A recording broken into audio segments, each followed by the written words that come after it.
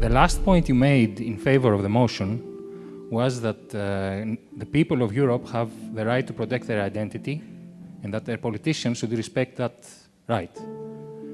And I would like to ask you why you feel that the presence of 1 or 2 or 1,000 people with a different identity within a society threatens the identity of the people who were in the society originally.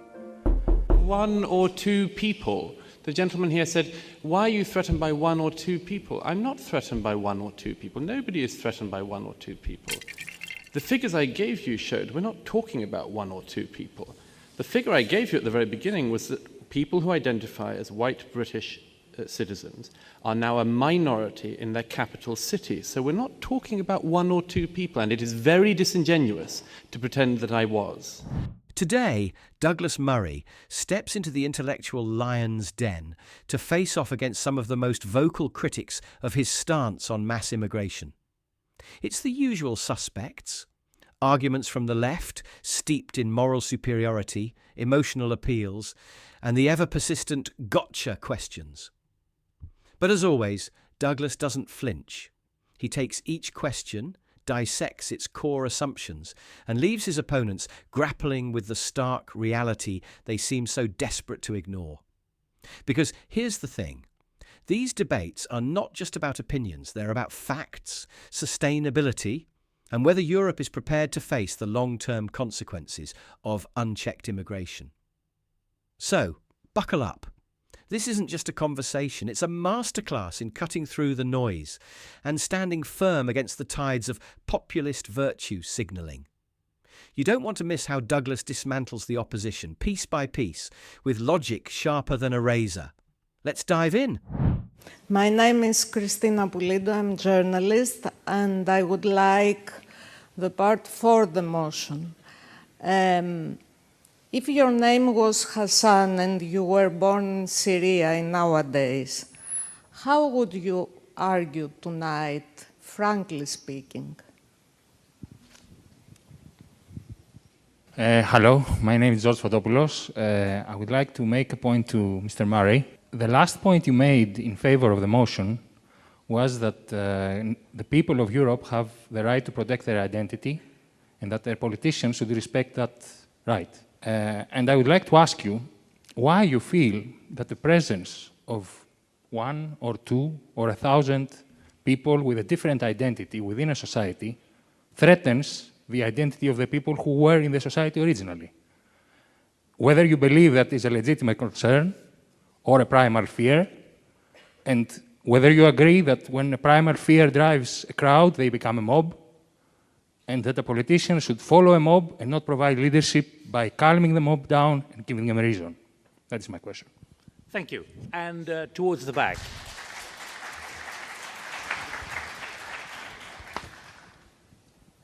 Hello, my name is Eli Liu. I was a student in University of Piraeus International European Studies.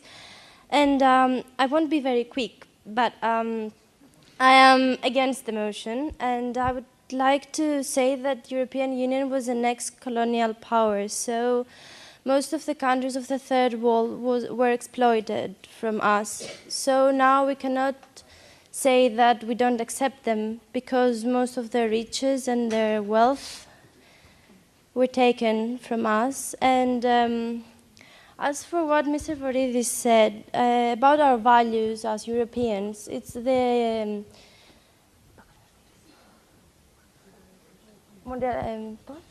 globalization that takes Just repeat that sentence, will you, please? You stopped in the middle.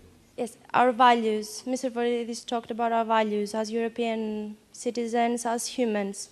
Well, I think globalization takes them from us and not immigrants. And about the shadow economy, it's the fault of the state control that doesn't eliminate it. And right, okay, that'll do for the moment. Let's first of all get those points picked up. Douglas Murray, your response particularly to that challenge to you. Right, very quickly. First of all, if I were Hassan in Syria, I would hope, among other things, that I would help to rebuild my country after the Assad dynasty had wrecked it so completely. I'd hope that I would stay and help to rebuild the country after the devastation caused by that family.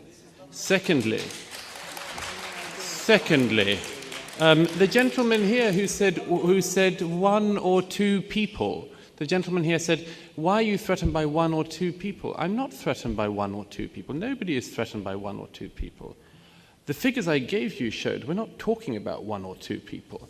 The figure I gave you at the very beginning was that people who identify as white British citizens are now a minority in their capital city. So we're not talking about one or two people, and it is very disingenuous to pretend that I was. Thirdly, the lady at the back, you say colonialism. I'd like to return the question to you. I don't deny the crimes of colonialism, not for a moment. I'd like to ask you a question. How long do former colonial countries have to be punished for then? How long do we have to have our identity erased for? Is there any end limit to it in your eyes, or is it only at the point of complete negation? And finally, why is it that it's only European former colonialist countries? One of the largest and most significant and longest colonial powers in history was the Turkish Empire. Do we do this to Turkey? Do we say to Turkey, you must have your identity erased as well as punishment for the past? Almost every single people in the world at some point has done something historically they could be punished for. But why, I wonder, is it that it is Europeans that we are always being heard, being offered that choice? Douglas Murray. Why indeed? Why should the people of today bear the burden for so-called crimes they neither committed nor condoned?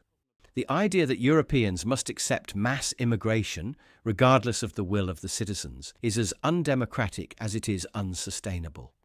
Let's be real. Forcing this upon people will only deepen resentment, pushing societies toward polarization and eventually radicalization against immigrants themselves. Why must illegal immigrants from distant lands, with entirely different histories and cultures, be placed into a society where they often struggle to integrate? How does this benefit anyone? You're not helping the immigrants. You're stripping their home countries of the very manpower needed for rebuilding. You're not helping the citizens. You're forcing them to bear the economic and social strain of a system buckling under the weight of this influx. The math doesn't lie. You bring in thousands, then tens of thousands, to live on the welfare of a shrinking taxpayer base in countries already struggling with declining birth rates. The people paying into the system are dwindling, while those taking out grow exponentially. It's not just unsustainable, it's a ticking time bomb. And when that system fails, chaos isn't just a possibility, it's inevitable. Let's be clear, no one is saying all immigration is bad.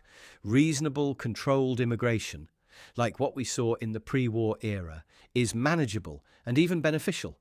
But bringing in numbers so vast that they risk turning the native population into a minority in their own homeland, that's not just unreasonable, that's outright reckless. This isn't compassion, it's ideological madness. And it's time we face the truth before the cracks in the system become impossible to ignore. Thank you. Well, for me, homeland is where a community of emotions, of ideas, of values, and of action is. Hence, my homeland is at the same time Crete in Greece, but also Nepal, but also Malawi, but also India, but also Ghana and Kenya, Tanzania, all the places I've been to do some activist good work for ActionAid. This, for me, is homeland. Douglas Murray. Can I come back on that very quickly? There is a class of person today, which is I refer to as a transnational elite, who genuinely does believe that they are at home in the whole world. Occasionally they land and grace us with their presence in a particular country. In Canada recently, Michael Ignatieff stood for Prime Minister, and he said at one point, Bernard Kouchner knows him well, he said, Canada is the country, if I needed to call anywhere home, that I would call home. Unsurprisingly, the Canadian electorate threw him out. Thank you for deigning us with your presence, Michael, was pretty much their view. There are people who do feel that, but I think at the very least such people should accept that a lot of people do not run around the world, do not have the opportunity to go from country to country, feel that the country that they know best and well and love is changing, and at least regret the fact And that should be respected. It should be respected in Europe as it would be respected anywhere else in the world. Right. Okay, thank you. I had a very quick point to the lady who said, put it much better in English than I could, about the cosmopolitanism and patriotism. This is exactly the issue. Many people today do feel this cosmopolitanism. They see around, they like the fact that migration has brought all sorts of things. I'm one of them. I like the fact that migration has occurred. What I do not like, and what a lot of people do not like, is when instead of cosmopolitanism, you get such mass migration as we have had in recent years, that you have parallel communities, parallel lives. I have been to Paris, Bernard. I have seen your banlieue. These are not cosmopolitan. These are single racial entities where they live separate lives in the same... And how do our oh-so-gracious leaders respond to these pressing issues? Let's take a look. So Londoners will see the crocodile tears coming from the Conservatives. They Well, don't you dare say they're crocodile tears, because we care. We do care. You say robbery's down, 82.5% increase in business robbery. Don't you dare say we don't care, because we damn well do care. It's you that doesn't appear to care because you're not doing anything about it. In the last 12 months, sexual offences were up 6%. 125,000 domestic abuse offenders were recorded. The positive outcome for the rates for these crimes was less than 10%. That is absolutely appalling, and let me assure you, my colleagues do care, and this is why we constantly try to hold you to account on this. Perhaps you should actually take a view on what you say every year. Your most important thing is actually keeping Londoners safe.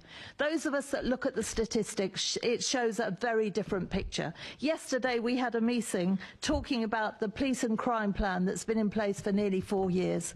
It's a disgrace. There are so many things in there that show how badly you are doing. We care, which is why we keep bringing this up. You clearly don't care, because whenever you're questioned on it, you talk about a different subject or you refer to crocodile tears. Well, let me tell you, we do care. And I hope you damn well listen and next year do something positive. That should be your New Year's resolution, to actually make London safer, because it's an absolute disaster out there at the moment. It's often the people who live in their gated communities, comfortably insulated from the real-world repercussions of mass immigration, who are the loudest cheerleaders for it. They sit on their moral high horse, voting for politicians and public figures with this idealistic, laissez-faire attitude toward the issue. Why? Because it's easy to champion an open-door policy when that door doesn't lead to your own neighbourhood. Let's be honest, this isn't about principle. It's about perception. These individuals want to be seen as virtuous, as on the right side of history, basking in the applause of their social circles. But here's the kicker. The moment mass immigration starts to hit their wallets, their communities and their safety nets, you'd better believe their tune will change faster than you can say virtue signalling. It's hypocrisy at its finest, folks. The working class citizens, the taxpayers, the ones actually footing the bill and facing the social consequences, they're the ones who bear the burden of these misguided policies. Yet their voices are drowned out by elites whose lives remain blissfully untouched. The question is, how long can this disconnect last before the cracks start to show?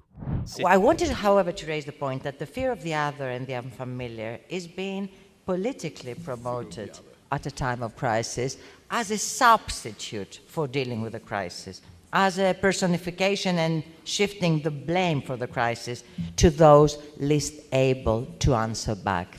Don't do that mistake, please. Sorry, very quickly. I don't think... Can I just very quickly... I'm noticing this. I don't see the crisis being blamed on immigrants, and quite rightly not. The crisis, as I see it in Europe, is mainly blamed on bankers. It's mainly blamed on financiers. I mean, maybe we're watching different debates. Hello, I'm Vasilis Papadopoulos. I'm currently undecided, and I would like to address Douglas Murray. Since he mentioned two completely different things, which is actually true about cities that currently immigrants are arriving in. Are there two different societies, two parallel societies, or are the actual locals losing their identity? How are they losing it if there are two different and parallel societies? Douglas Murray, quickly. Well, in several ways. I gave the example of France because Bernard is here and because I think it's a particularly bad example of how to integrate or not integrate people. But the European countries have had different ways of dealing with this. I mean, Britain has done some of the French thing itself, of simply putting large numbers of people. In the case of Britain, I mean, nobody's for this now, but there were large, whole villages pretty much from Pakistan that were transplanted to the north of England, to mill towns that no longer had any work. I mean, that was a catastrophe. That isn't all of the immigration, that isn't all of the failure of integration. But I'd like to just come back to the point I was trying to make, which is this, is that you can integrate people if you have integration at the if you have immigration at the kind of speed which it did go through in centuries past. But if you have migration at the speed at which it is now happening, the examples I gave, the same amount of immigration every couple of weeks, every couple of months, as was happening across centuries before, then you cannot integrate people. Then you have no hope of integrating people. Then people will come in, they will not have to meet anyone from the society they are going into, and they will lead parallel lives. And there are all sorts of miseries that come from that. Well, I'm Gina Moscoli, I'm a journalist. I'm against the notion. And a couple of things very quickly. Mr. Murray, you said 20,000 Romanians are held for crime. What does that prove exactly? I'm kind of lost there. I'm planning a trip to Bucharest. I would really like to know if there's a natural tendency. I'd really like to know beforehand. And Mr. Voridis, excuse me, one of your arguments, Golden Dawn is rising because it is filling the gap of the structure. You're an MP of New Democracy Government Coalition Party. Do you believe that we should close the borders because the government is unable to take measures to fill the gap instead? Okay. My name is not Hassan, my name is Efrosini, it's Greek, and my last name is Al-Youssef. My father is Syrian, my mother is Greek, and I can assure you that I love Greece as much as both of my parents love Greece. I'm not a criminal, my father is not a criminal, my whole family are not criminals, but all my life I have been insulted and bullied. And now the people that insult me and bully me are the criminals of the Golden Dawn. And I just want to say that this country is not friendly to immigrants. So instead of worrying about the criminality of both sides from the criminals and from the members of the Golden Dawn, how about we teach the kids and we all learn to be friendly for a change? Thank you. Thank you. And I'm just going to ask one question particularly, this issue of the economic need now for migration, particularly the figure from Germany, up to 6 million new people needed with skills. Douglas Murray, your final intervention. Well, thank you. First of all, I said at the outset that the other side would say there's nothing we can do, it's all settled, and they've proved it. This side has tried to give some answers for what we would suggest to be done, and the other side has said, you've just got to live with it. I would like to answer some of the specific questions. The gentleman who said, does it matter where people come from? Yes, I would submit that it does. I'm very happy with people from France coming to Britain. I'm very happy with people from Greece coming to Britain. I am slightly concerned, at the very least, about people from Somalia coming to Britain, because they tend to bring problems that the Greeks and even the French do not. The lady at the front who said you're a journalist, who said, you know, I gave you figures. Out of 68,000 Romanians in the UK, 28,000 of them have been taken in for questioning and have been charged by police for criminal matters. Now, look, you say you're a journalist. I don't know if you're independent. Your question suggested not. But when you go to Romania, why don't you find out? Don't blame the figures. The figures are the figures. Don't blame them. Find out. Thirdly, this, and it comes back to Antigone's point and the point the chair made. What do we do about them? Look, I hate to say this pyramid migration where we need more and more people to prop up our aging populations. Let me tell you an amazing fact. Immigrants grow old as well. If you use that model, you need more and more people every single year coming in. That is the model until you burst. That is nonsense. Finally, the lady at the back who said about this, look, I absolutely appreciate what you say. It is disgusting, and it is true that racism exists in all societies, in every society in the world, and it needs to be tackled in all these places. If you are arguing against the racists, I'm with you. If you're arguing against the fascists, I am with you.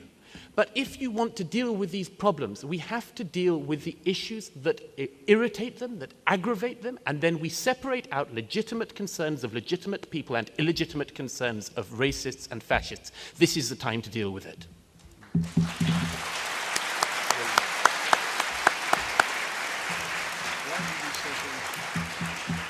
Douglas Murray, let me challenge you, because you didn't answer that question about whether the German economics ministry is wrong, saying Germany needs up to 6 million extra people because Germany cannot provide the skills.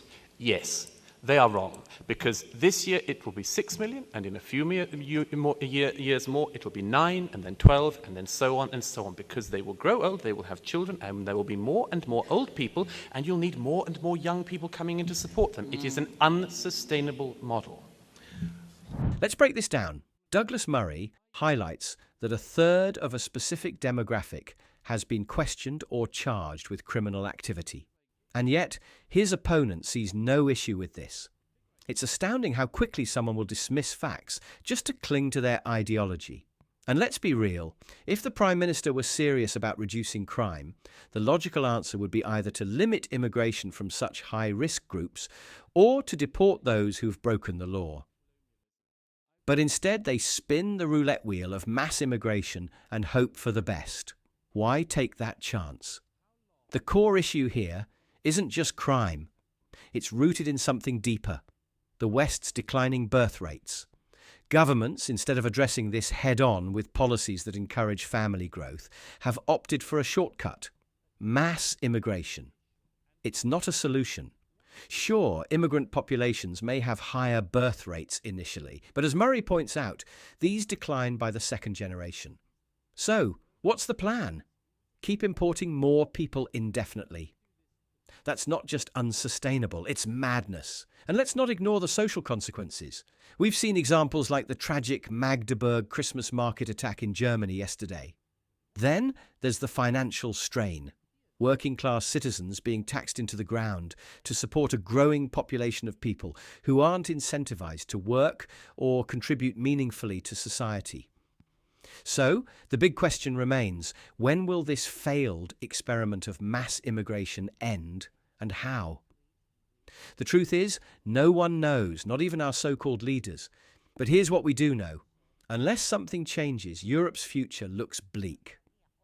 Thank you for watching till the end. Your support helps push this message further. Don't forget to like and subscribe. And if you enjoyed this video, here's another one you'll want to watch. Merry Christmas, Happy New Year, and let's hope for a brighter 2025.